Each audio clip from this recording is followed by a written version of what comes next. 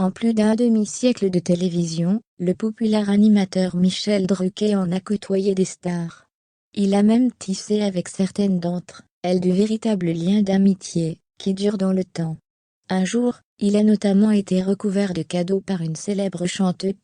Champs-Élysées, Studio Gabriel, vivement dimanche. Depuis qu'il fait de la télé, Michel Drucker a animé des émissions cultes et reçu des milliers de personnalités de tous les univers.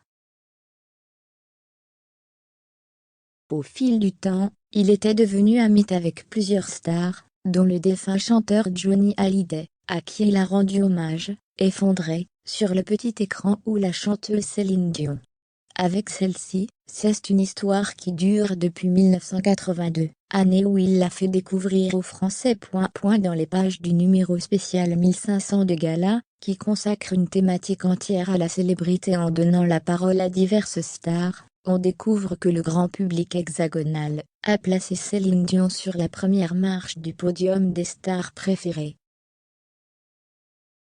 L'occasion de dresser son portrait, et de faire intervenir un de ses proches, Michel Drucker. Ici, à Paris, tout a débuté. J'ai senti de façon intuitive, que ce duo-là avec René Angélil, son manager puis son mari, NDLR, qui se dévorait du regard, n'était pas de passage, se souvient-il. L'animateur assure que le défunt époux de Céline était du genre loyal, lui accordant systématiquement du temps lors de leur passage en France, même si France 2 n'était pas toujours sponsor des nouveaux disques de la diva. René s'est toujours montré très reconnaissant envers moi. Un jour, elle est venue faire une émission spéciale, entre deux concerts, sans demander de cachet, alors que peu de temps après, sur une télé étrangère, où elle chantait pour le Nouvel An chinois, son staff a demandé 2 millions de dollars pour 3 chansons.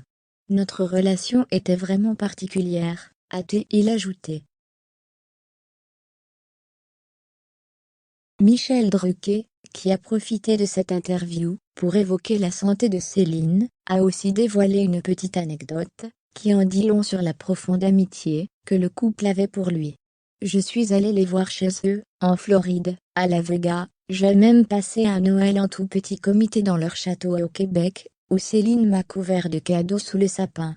Elle s'est toujours montrée d'une grande générosité. J'étais si gêné, s'est-il remémoré. Gala, édition du 10 mars 2022.